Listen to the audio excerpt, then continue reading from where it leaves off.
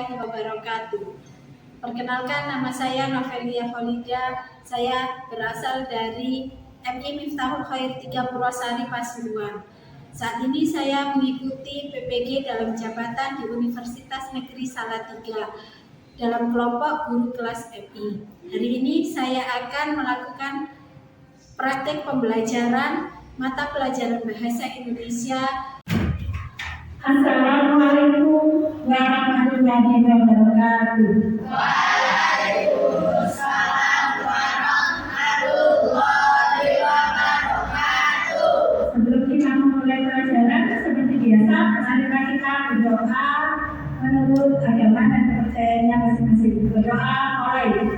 Bismillahirrahmanirrahim. Alhamdulillah.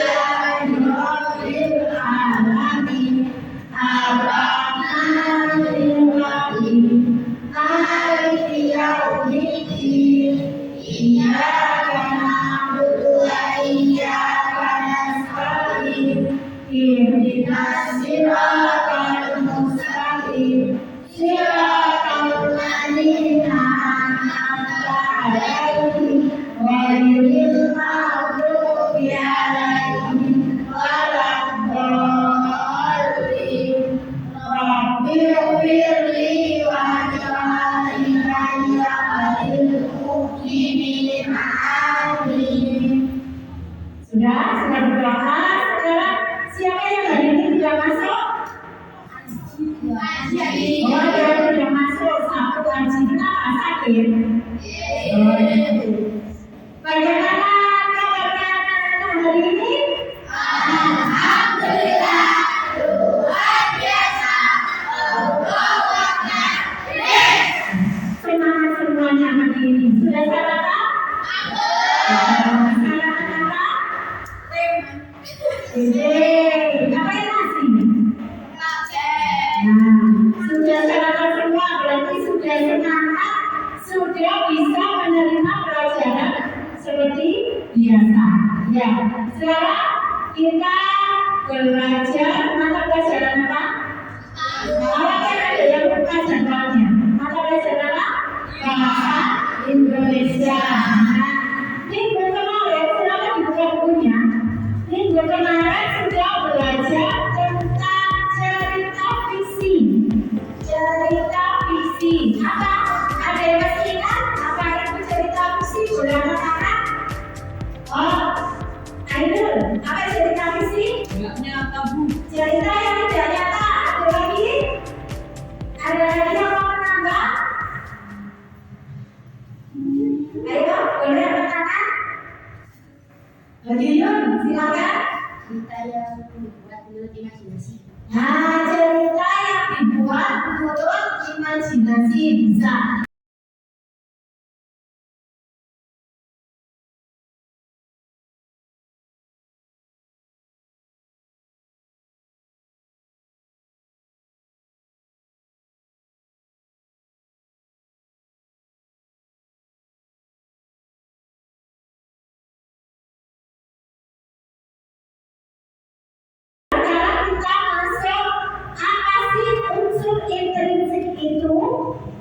Unsur intrinsik itu bagian yang penting dalam sebuah cerita, sehingga cerita itu tadi terbangun secara terstruktur dan mudah dipahami. Fungsinya membantu cerita menjadi lebih menarik dan dimengerti oleh orang yang membaca. Kemudian unsur intrinsik. Yang pertama ada tema. Tema itu ide atau gagasan utama yang melatar belakangi cerita itu terbentuk. Ada tema persahabatan, keberanian, kejujuran, kebersihan, kesehatan, keindahan, keagamaan, toleransi, macam-macam. Contohnya tema yang pertama. Yang kedua, plot atau alur. Nah, di dalam sebuah cerita itu ada plotnya atau alurnya, ada alif dan mundur. Kalau maju itu berarti ceritanya ke masa depan, besoknya, besok lusa, 1 minggu lagi, 2 minggu lagi. Nah, itu alifnya maju. Ada alif yang mundur. Mundur itu ceritanya kemarin lusa, jangan dahulu. Itu alifnya mundur, flashback kembali ke masa lalu. Itu mundur. Logo kalau ada yang maju, ada yang mundur, berarti itu pakai alif maju mundur. Jadi cerita sekarang dan cerita masa lalu. Pengenalan, memperkenalkan tokoh dan latar cerita. Ada konflik itu masalah yang muncul. Ada klimaks, puncak dari masalah itu tadi. Ada penyelesaian masalahnya berakhir seperti apa. Penyelesaiannya bagaimana itu ada di dalam cerita. Latar atau setting. Latar atau setting itu tempat, waktu dan suasana kejadian. Tempatnya di mana? Waktunya pagi, siang, sore, malam, atau tengah malam, dan suasananya sedih, gembira, atau sepi. Nah, itu contohnya suasana. Tempatnya ada di desa, di rumah, di teras, di Surabaya, misalnya di museum. Nah, itu termasuk ke dalam tempat. Kemudian unsurnya lagi ada tokoh atau penokohan. Tokoh itu pelaku dalam sebuah cerita, orang yang bermain peran dalam sebuah cerita. Itu namanya tokoh. Jenis tokoh ada 3, apa saja? Protagonis, antagonis, antagonis. Protagonis itu yang baik-baik. Biasanya kalau dalam film itu ada lawan, ada kawan. Nah, kalau yang protagonis itu yang baik-baik, biasanya atau yang ditindas-tindas itu protagonis. Kemudian antagonis yang jahat itu biasanya musuhnya atau orang yang berperan jahat biasanya. Entah itu tukang fitnah, entah itu penjahat, seperti itu ya contohnya. Cerita antagonis menengah atau tokoh tambahan itu biasanya yang menengahi antara antagonis dan protagonis. Biasanya ibu bisa gedenya, pamannya, bibinya, atau temannya, atau hanya tokoh tambahan yang melengkapi cerita itu supaya lebih hidup. Penokohan, ciri atau sifat yang membedakan tokoh satu dengan yang lain. Sifatnya tadi, ada yang baik, dermawan, hartawan, ada yang jahat, ada yang pemarah, ada yang iri dengki, ya, dan macam-macam. Nah, itu penokohan. Jadi dia tahu bedanya tokoh, jenis tokoh, dan penokohan. Kalau tokoh itu orang yang memerankan, kalau jenis tokoh itu orangnya baik, protagonis, antagonis, dan antagonis. Penokohan sifatnya seperti itu. Selanjutnya ada sudut pandang atau point of view. Sudut pandang orang pertama yang sering dipakai itu sudut pandang orang pertama dan orang ketiga. Paling gampang orang pertama itu pakai dirimu sendiri. Aku, saya. Nah, namamu misalnya, aku nih Yuyun, Nova, Tribino. Nah, itu berarti saya atau aku. Yang ketiga dia atau mereka. Dia teman-temanku misalnya, mereka atau kalian. Nah, itu biasanya sering dipakai dua ini orang pertama dan orang ketiga. Kenapa? Karena mudah untuk mencari point of view-nya itu tadi, sudut pandangnya. Kemudian yang selanjutnya amanat atau pesan moral. Amanat itu pesan moral yang terkandung di dalam sebuah cerita. Biasanya disampaikan tersurat di dalam sebuah cerita sehingga kamu bisa mengambil hikmahnya. Hikmahnya kamu harus seperti apa, harus bagaimana, bisa dicontoh atau tidak, bisa dipakai dalam kehidupan sehari-hari atau tidak, itu dari amanatnya. Jadi ceritanya dibaca dulu sampai selesai, baru kamu bisa mengambil amanatnya atau pesan moral yang terkandung di dalam ceritanya. Nah, sampai di situ ada yang mau ditanyakan?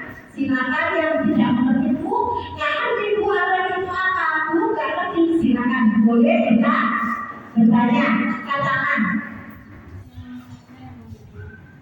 Boleh. Ayo, siapa yang mau bertanya?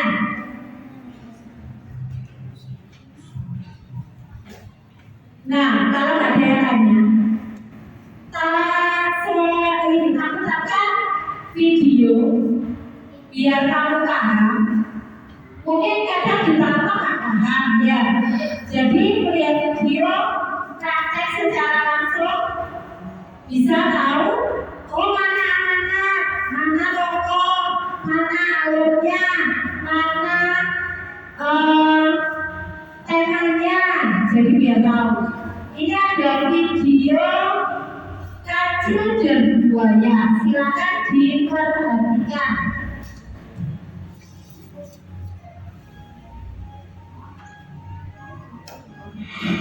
Riri, kumpulan dongeng dan cerita anak. Diperhatikan, dipahami. Yuk dukung Riri dengan membuat subscribe. Jangan lupa bunyikan tanda lonceng untuk notifikasi. Selamat menonton.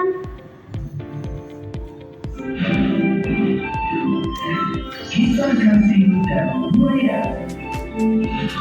Di sebuah hutan belantara yang luas, ada beberapa macam satwa. Salah satunya adalah seekor kancil. Kancil yang satu ini terkenal dengan kepintarannya.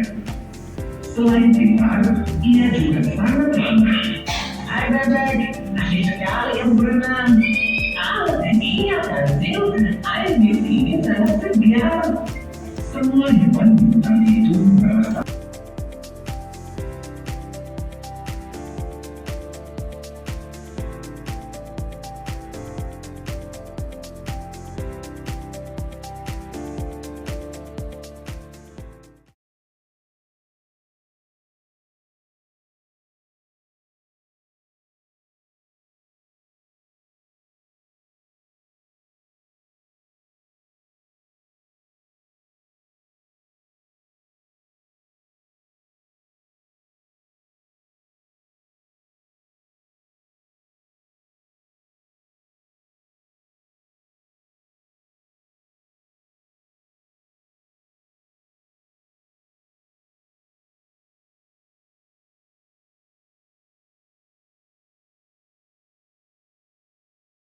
sudah melihat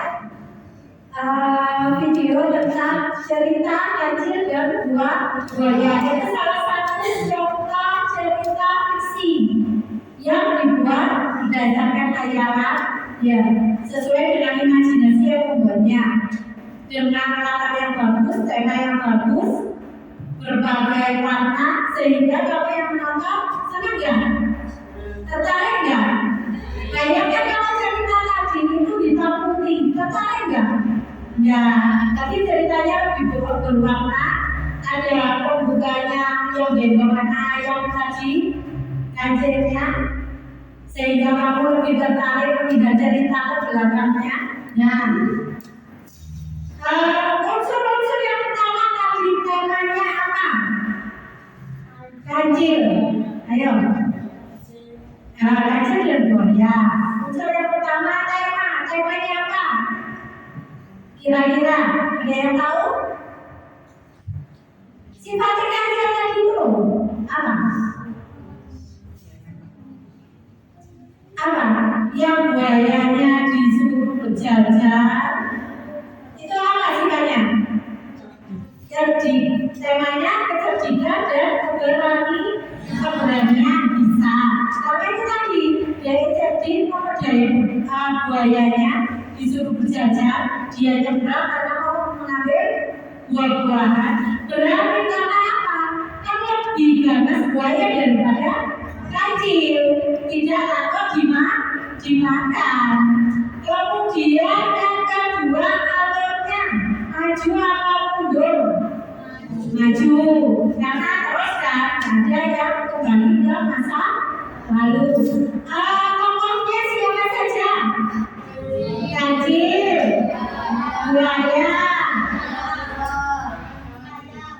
ada anak ayam, ada ibu ayam, dan hewan hutan yang lain. Point of view, ya, plotnya orang pertama, orang ketiga, yang mana?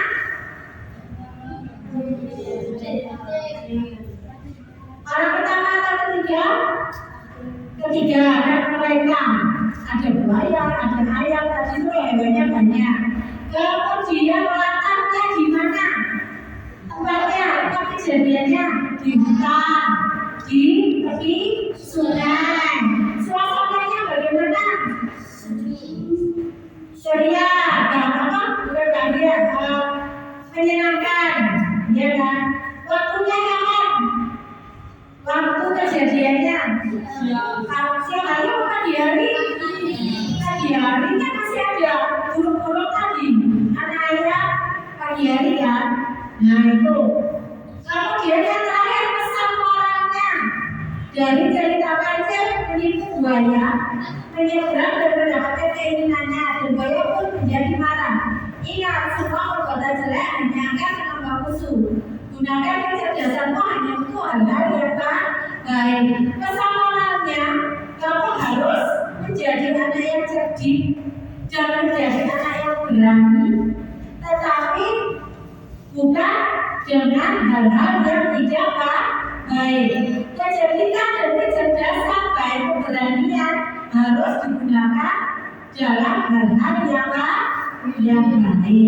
Yang kata itu sebenarnya cerdik, pintar, baik, kan mau menolong orang. Terus kemudian berani. Tapi cerdik dan beraninya tadi digunakan untuk membodohi buaya.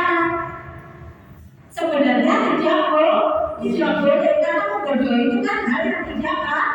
Nah, kemudian kamu lagi kesadarannya jangan mudah tertipu dan jangan mudah dibodoh-bodohi.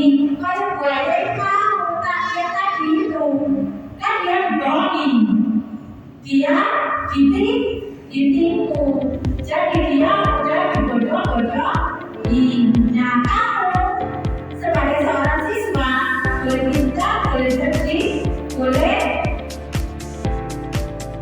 berani dalam hal-hal yang baik, dan jangan mudah tertipu dan jangan mudah dibodoh-bodohi.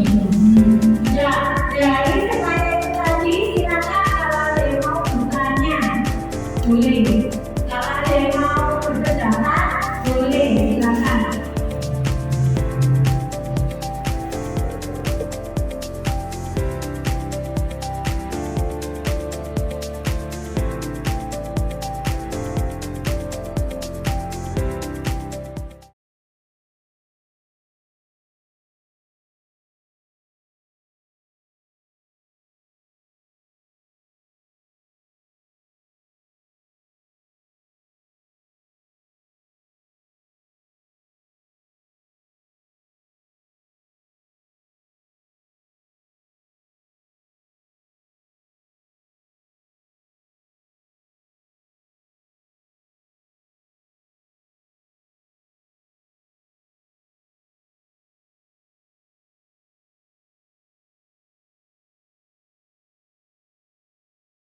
Cerita yang warnanya kuning diperhatikan. Yang pertama, asal unsur poinnya. Nanti kalau salah, sebelahnya boleh disiram saja ya. Jangan diapa-apakan, jangan dikotori. Unsur yang menggambarkan tokoh apa? Penamaan. Yang kedua, unsur menjadi gagasan utama. Tema. Yang ketiga, unsur yang menjelaskan waktu terjadinya cerita. Apa?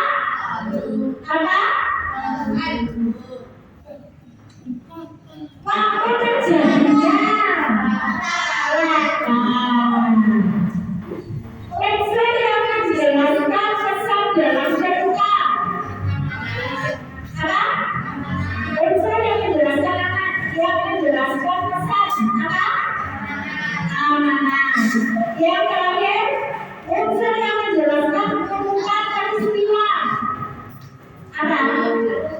Unsur yang menjelaskan urutan peristiwa. Lalu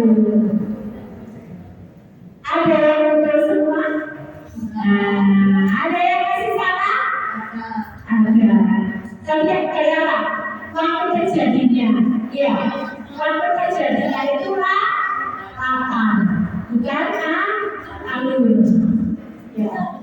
Sudah boleh dikumpulkan yang satu dan satunya nanti gunakan untuk pasti. Silakan dikumpulkan.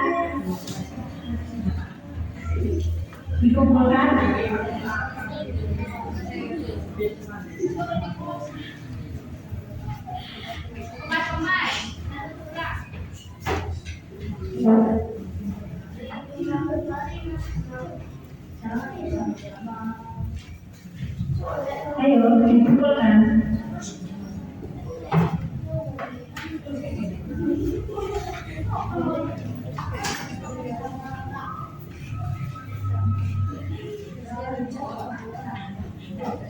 Ya, 4 kelompok.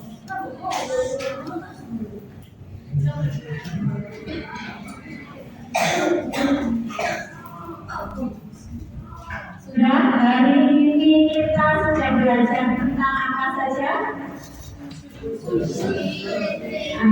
Konsep intrinsik cerita fiksi atau unsur intrinsik dari cerita fiksi.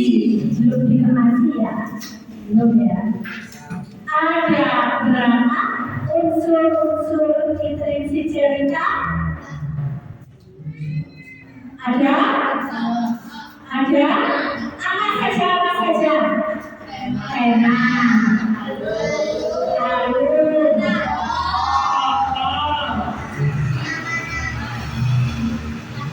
Latar.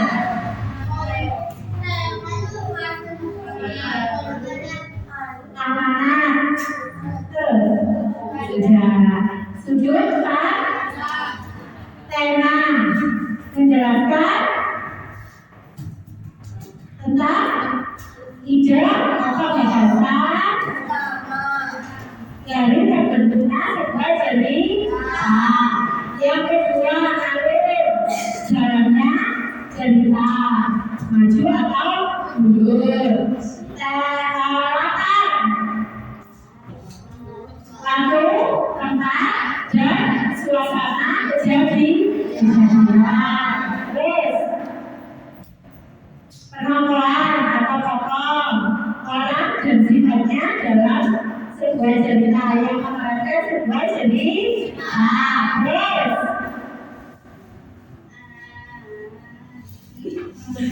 Sudut pandang orang pertama atau orang ketiga. Yang terakhir sama amanat. Apa? Gambaran yang terkandung di dalam sebuah cerita. Ya, ada 5 itu. Dari pelajaran yang didapat hari ini, yang paling menyenangkan yang mana? Kegiatan hari ini yang menyenangkan yang mana? Yang membuat kamu senang?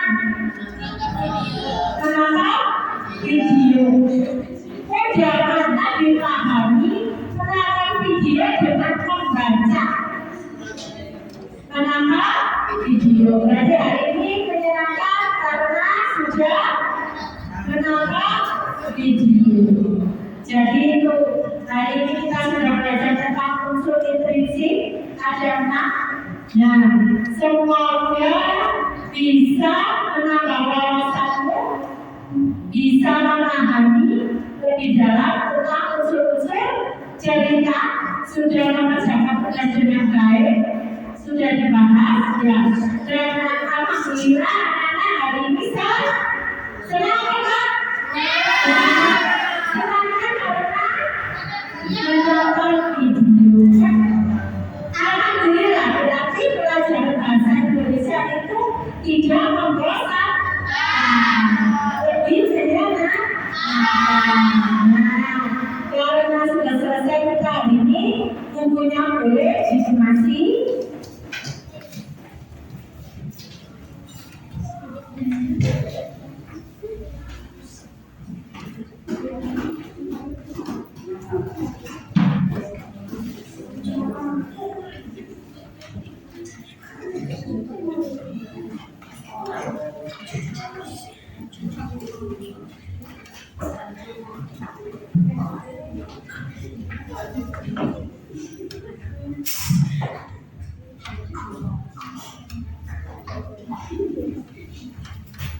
Sudah semua segera pulang. Semoga apa yang disampaikan guru hari ini bisa bermanfaat untuk dirimu dan untuk orang lain, bisa dipahami dan dimengerti, bisa diambil hikmahnya atau kesan moralnya supaya bisa digunakan hal-hal yang baik. Dan semoga ilmunya bermanfaat. Alhamdulillah hari ini anak-anak sehat semua dan bisa melaksanakan pelajaran dengan sebaik-baiknya dalam keadaan sehat. Sebelum pulang, marilah kita berdoa menurut agama dan kepercayaan masing-masing. Berdoa mulai. Bismillahirrahmanirrahim.